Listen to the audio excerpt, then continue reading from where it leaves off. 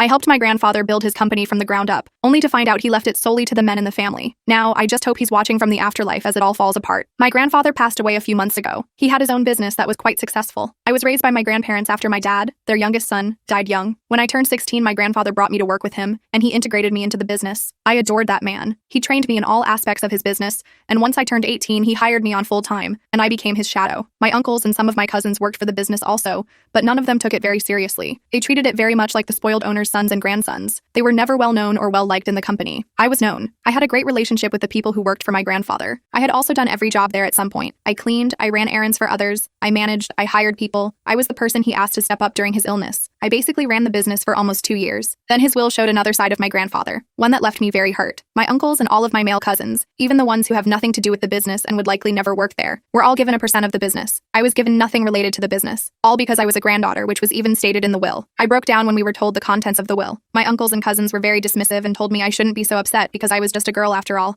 and with me getting married soon, I'd clearly focus on having my own family. They said owning any percent of a business is for men. I should have known how my grandfather felt. I made the decision to resign from the company following this. At first, they didn't care.